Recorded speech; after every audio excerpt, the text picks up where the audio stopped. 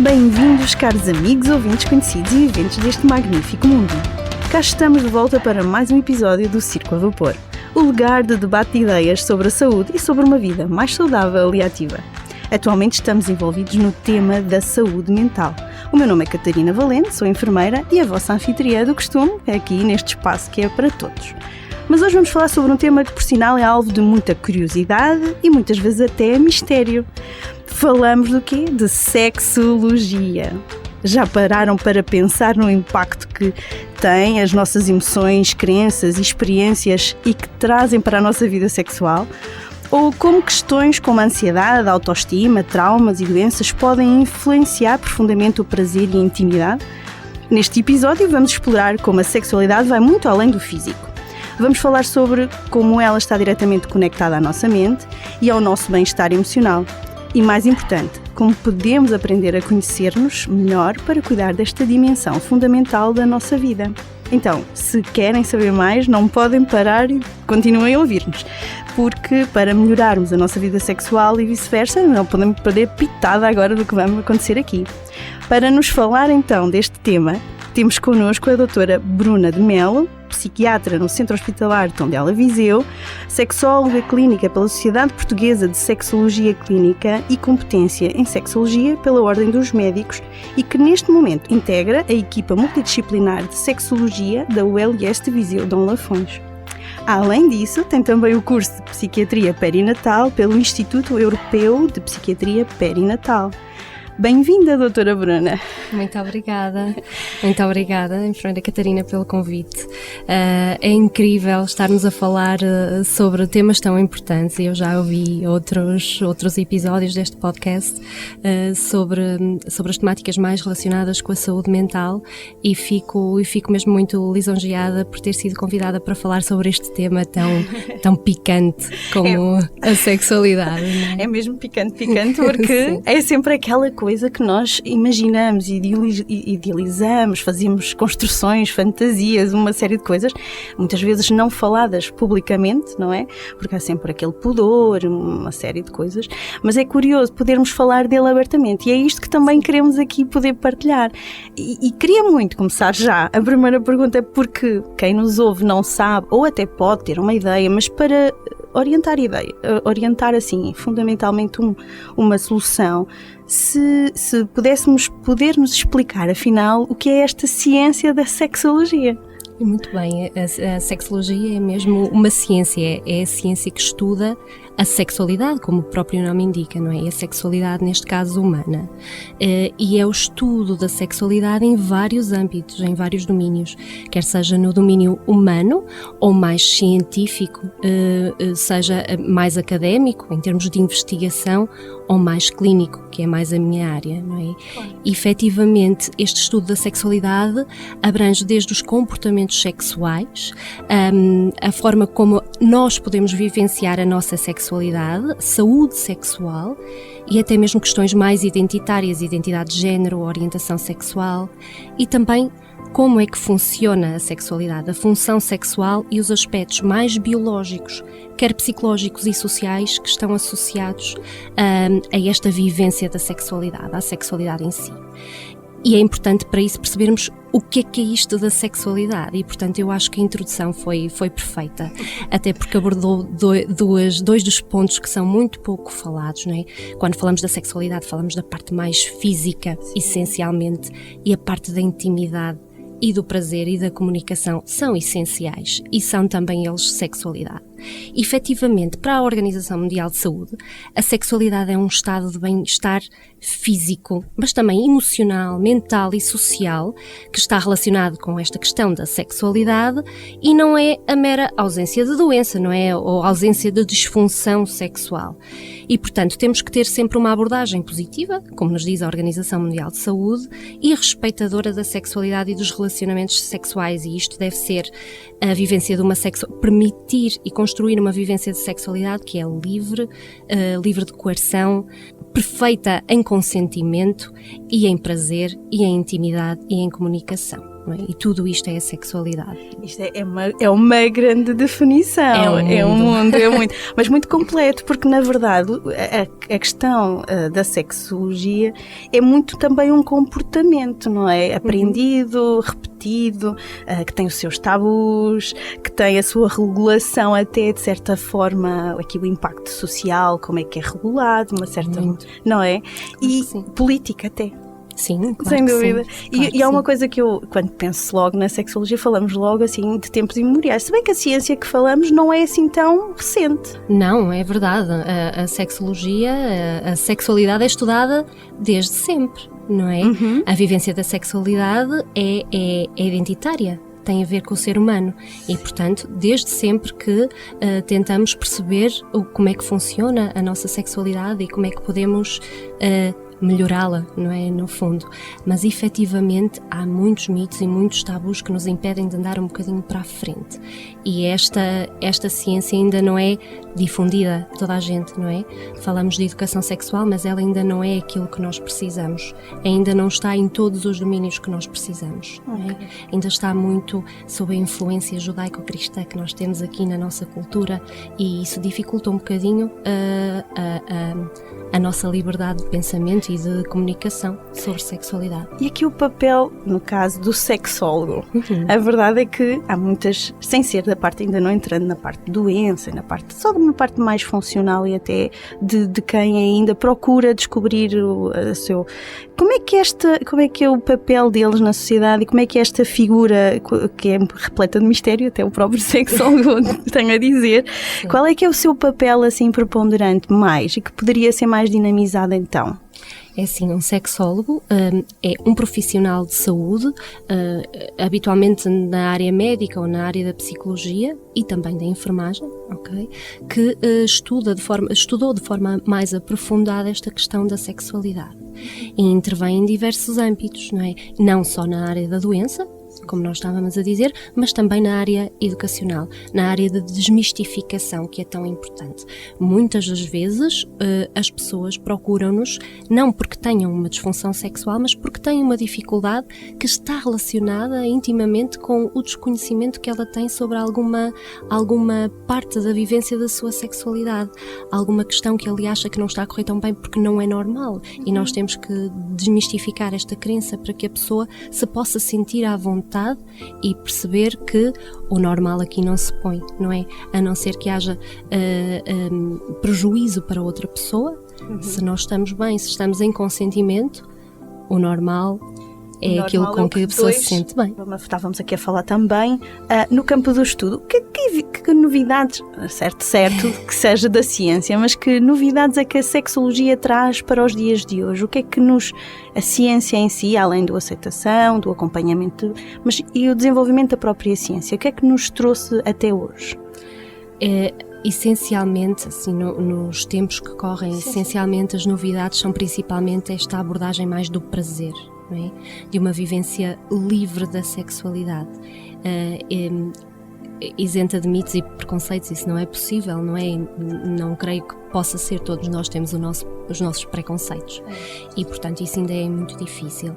Mas anteriormente não estávamos tão focados no prazer, estávamos mais focados nesta parte mais física, mais orgânica da sexualidade, que hoje em dia passa a segundo plano, não é? Não estamos tão focados no desempenho e na função, mas sim na capacidade de vivenciar estímulos sensoriais, eróticos e do prazer, que anteriormente não estavam não lhes era dado tanto valor como damos hoje em dia. E acho que essa é a principal novidade e o caminho a seguir. Esta abordagem terapêutica mais emocional, isso, como se fosse holística, era esta a palavra completa. Isso, e por isso é que é tão importante a multidisciplinaridade nesta área do saber. Em todos, parece-me a mim, não tenho outra forma de funcionar senão em equipa e com outros conhecimentos que possam aportar aqui mais valor e mais significado à ajuda que temos para oferecer às pessoas. E por isso, termos profissionais da área da enfermagem, profissionais da área da psicologia, ginecologia, urologia e psiquiatria, não é? Com uma abordagem ao todo daquela pessoa que nos traz o problema, traz-nos aqui um valor acrescentado que de outra forma não seria possível, não é? Todos nós temos o nosso saber. Os conhecimentos são tantos, as coisas são tantas que realmente hoje em dia só faz sentido quando todos trabalhamos em conjunto. Eu aponto aqui estes 2 pontos que me falou, muito importantes, e agora assim voltando para a parte mais da sua experiência profissional, quais são os principais problemas que surgem na sua consulta, ou que possam ser trabalhadas na consulta, ou os principais problemas da sexologia, no caso, que acompanha? Trabalhando a nível hospitalar, essencialmente, não é? Aqueles casos que nos chegam já são referenciados de outros profissionais de saúde. Okay. Não é?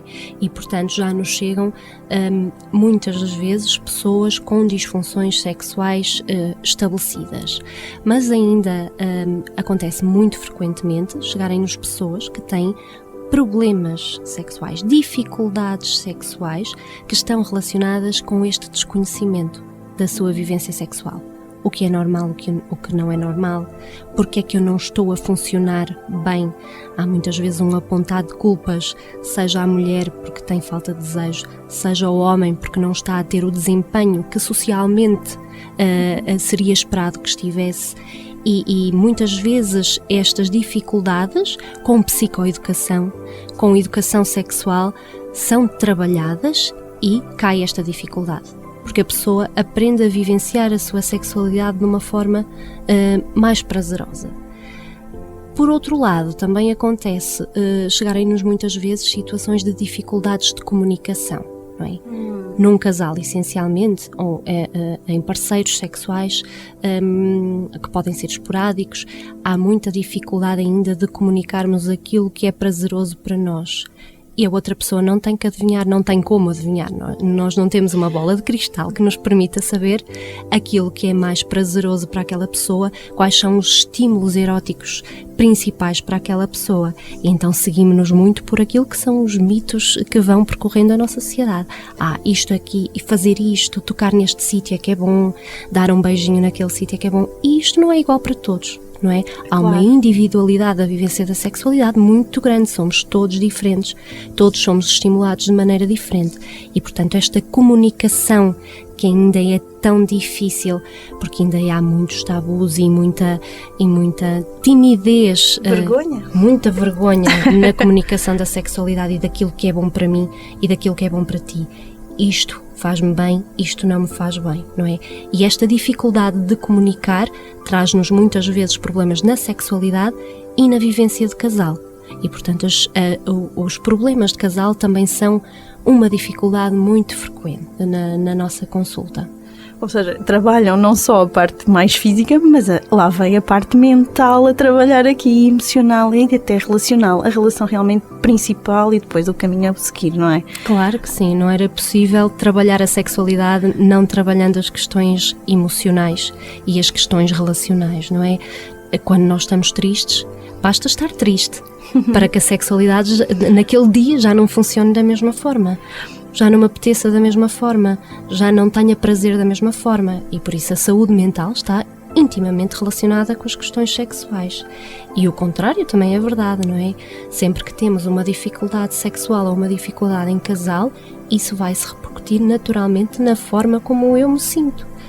Fico mais triste, fico mais ansioso, fico mais em baixo porque há ali uma parte muito importante da minha vida que não está a correr como eu desejava que corresse. Claro. Mas isto também vai variando muito ao longo do nosso ciclo de vida, não é? Com certeza. E as nossas expectativas. Como é que têm essa experiência de acompanhar? Obviamente que sim, estou a dizer isto quase como se fosse uma verdade repetitiva em voz alta, mas essa experiência que têm de acompanharem pessoas de diferentes faixas etárias, com diferentes problemas, são muito diferentes, ou então como é que isto vai acontecendo? Sim, efetivamente, as várias fases de ciclo de vida têm grande influência na vivência da sexualidade, não é? Não só em termos orgânicos, porque há alterações físicas e alterações hormonais que ao longo do tempo vão tendo impacto na sexualidade, mas também porque ao longo da vida vamos tendo diferentes papéis na nossa sociedade e na nossa relação, não é? Não é de estranhar que os mais jovens, e nós neste momento recebemos alguns pedidos de colaboração em casos de jovens que estão a ter dificuldades em lidar com a sua identidade, seja identidade sexual, seja orientação sexual, e portanto estes são as questões que nos surgem nos mais jovens, mas depois temos as dificuldades ao longo da vida, nas diversas fases da vida, como por exemplo as dificuldades que se relacionam com o pós-parto, com a gravidez e com o pós-parto na mulher, não é?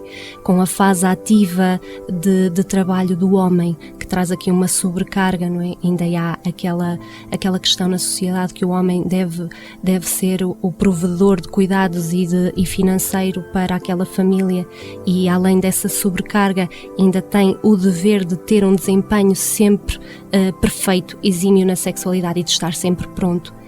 E nesta fase surgem-nos algumas dificuldades no homem relacionadas muito com a ansiedade. Ao longo da vida, no homem também há algumas dificuldades que se prendem com alterações orgânicas que vamos tendo, não é? Algumas doenças da idade, alterações cardiovasculares, a diabetes, a dislipidemia, que têm um impacto naturalmente significativo na sexualidade. E depois também na mulher, a fase da menopausa, não é? Que traz aqui algumas alterações na vivência da sexualidade, que muitas das vezes, para a população geral, aquilo que acontece é, não, a partir da menopausa não existe sexualidade para a mulher. É como se viesse o machado da morte na sexualidade daquela mulher.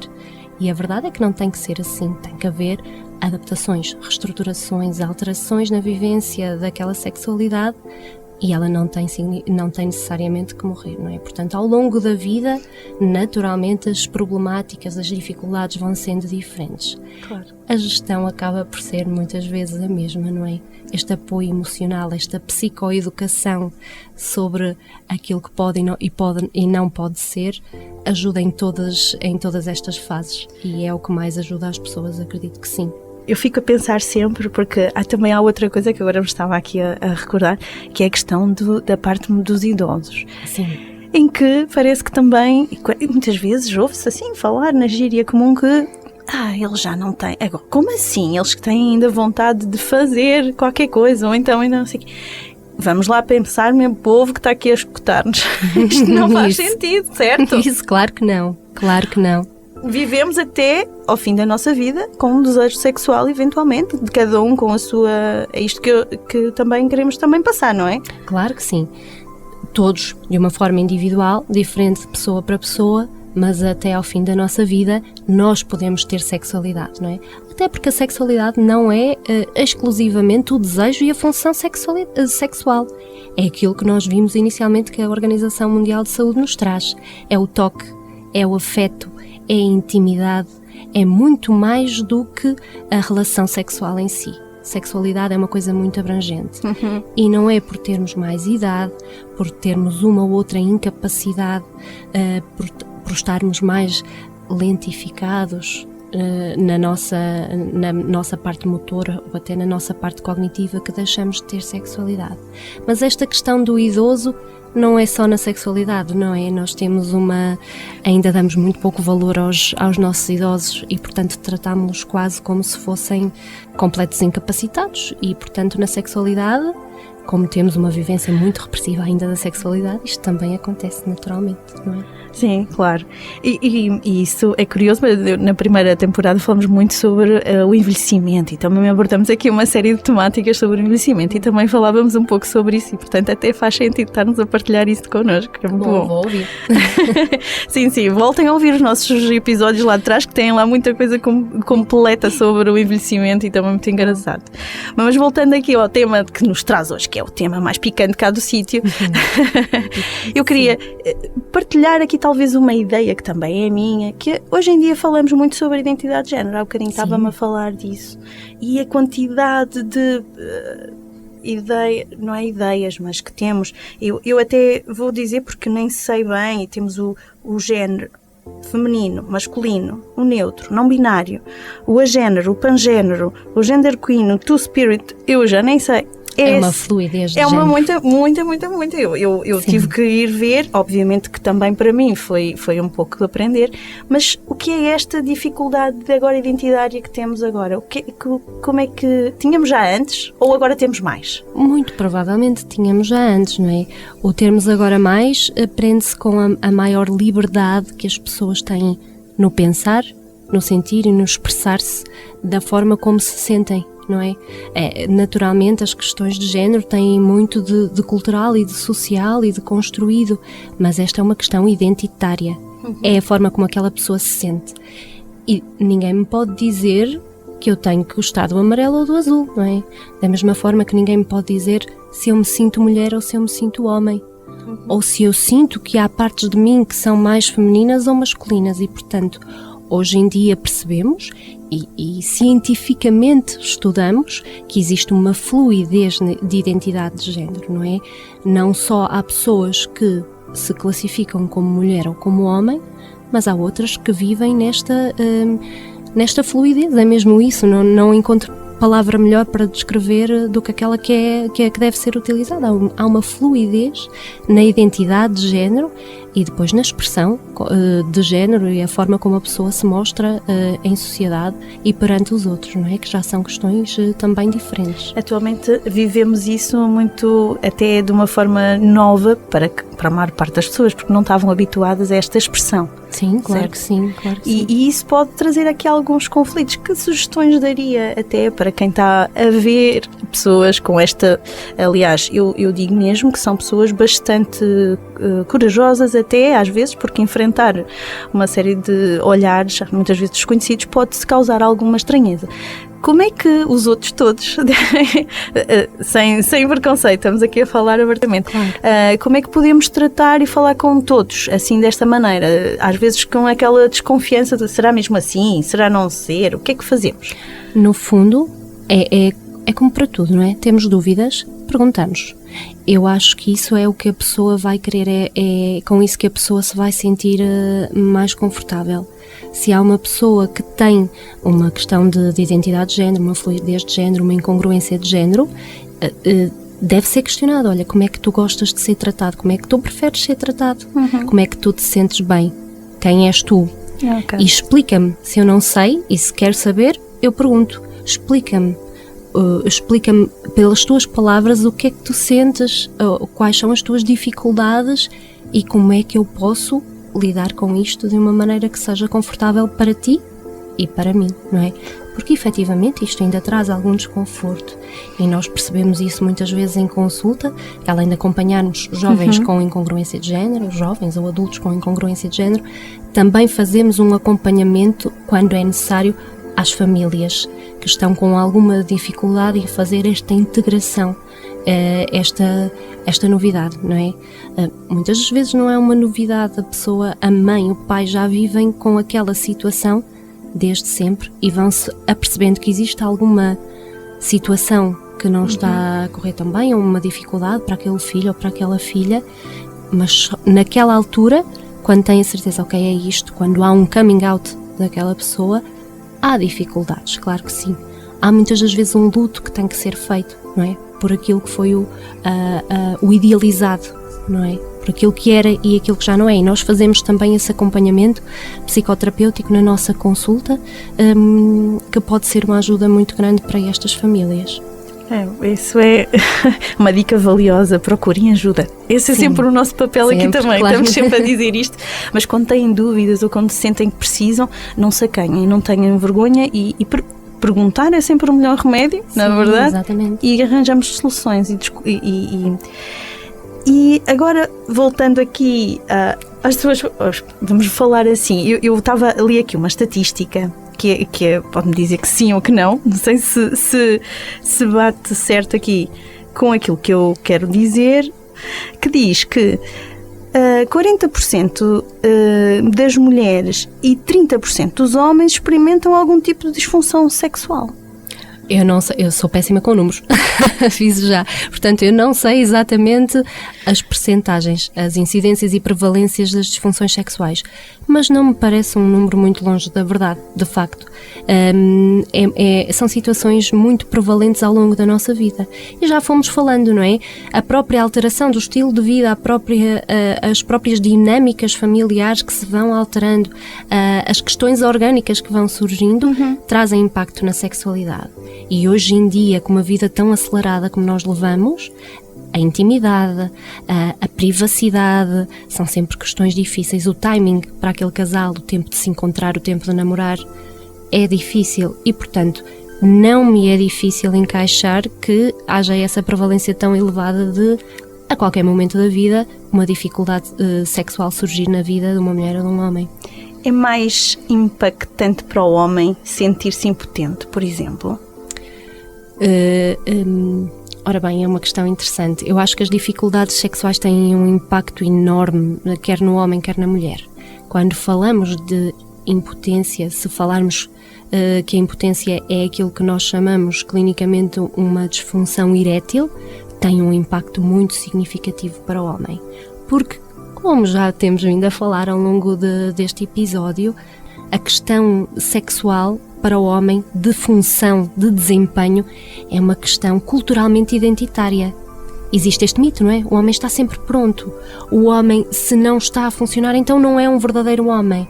Um homem, se não traz prazer ao seu parceiro ou à sua parceira, não é um verdadeiro homem. Portanto, isto tem um impacto muito grande no psicológico e muitas das vezes até traz algumas questões mesmo psiquiátricas àqueles homens. Portanto, tem um impacto muito significativo. Até sim. Na viralidade entre grupo, não é? Isso mesmo. Mas as questões psiquiátricas, quando associadas, também modificam muito, porque termos alguém com uma doença psiquiátrica ou alguma alteração causa aqui algum problema diretamente associado à disfunção? Sim, muito frequentemente. Efetivamente, as disfunções sexuais são multifatoriais, não é? Temos fatores orgânicos, fatores psicológicos, fatores sociais, fatores políticos relacionados com as disfunções sexuais. Mas as patologias mentais em comorbilidade são uma das principais causadoras. Eu não queria dizer causadoras porque é uma questão multifatorial, não é? Mas uma das principais dificuldades acrescidas na vivência da sexualidade, sim. Era como falávamos no início, não é? Se nós estamos tristes, se nós estamos mais ansiosos, vai ter impacto na sexualidade. Portanto, se esta tristeza, se esta ansiedade são patológicas, então ainda mais, não é? E, portanto, sim, existe uma comorbilidade muito elevada entre as patologias mentais, as patologias psiquiátricas e as disfunções sexuais, claro que sim. Daí por termos aqui a nossa psiquiátrica. Isso, e por ser tão importante que várias pessoas da área da psiquiatria e da psicologia se interessem cada vez mais pela área da sexualidade, claro que sim. Um bom apelo. Já agora, e por falarmos em apelos, estamos na reta final e isto implica sempre aqui uma mensagem final. Sim. Doutora Bruna, que mensagem nos deixaria assim a maior parte das pessoas que está curioso, que ficou assim, atento à nossa conversa, uma mensagem, um conselho, um livro, uma recomendação?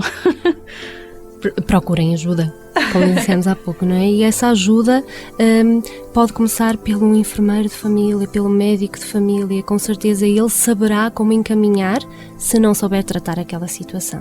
Ok? E, portanto, naturalmente, a sexologia clínica, um sexólogo pode ser a pessoa que vai ajudar a desmistificar, a tratar aquela dificuldade ou a disfunção, mas pode ser encaminhado de vários sítios, não é? Não é necessariamente uma procura direta. Pode ser, já existem vários sexólogos a trabalhar, quer no Sistema Nacional de Saúde, quer no Sistema Particular de Saúde, mas falem com alguém, falem com um profissional de saúde, alguém que vos possa ajudar, alguém de referência. Não tenham medo de comunicar. E este comunicar não é só comunicar esta dificuldade ao profissional de saúde, mas com o vosso parceiro ou com a vossa parceira.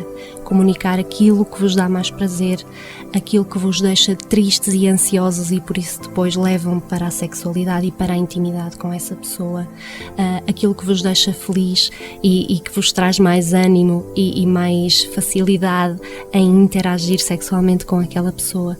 Comuniquem, no fundo é isto. Falem, comuniquem uns com os outros e isto acho que é a mensagem mais importante.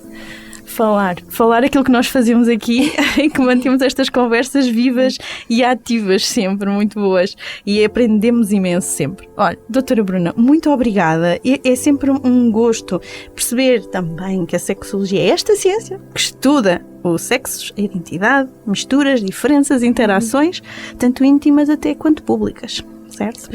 Portanto, não é uma área só para o sexo, é para uma multidisciplinaridade e, portanto, perguntem-se, procurem e vão à procura. E, como diz, não podia deixar de voltar a falar da nossa Organização Mundial de Saúde, que lá está, é um bem-estar completo, não é só a ausência de doença. Portanto, para terminarmos, e porque estamos mesmo a acabar os nossos cartuchos, este é o podcast. É muito rápido, é muito bom. Este é o podcast Circo a Vapor, o podcast de conversas soltas sobre o mundo da saúde. Se gostam do nosso trabalho, partilhem e divulguem pelos vossos amigos. Nunca é demais relembrar para nos seguirem nas plataformas digitais e alimentarem o nosso trabalho. E para isso basta pesquisar por Circo a Vapor no Facebook e no Instagram, e para além disso podem ouvir-nos no Spotify e nas rádios locais que muito amavelmente transmitem as nossas conversas.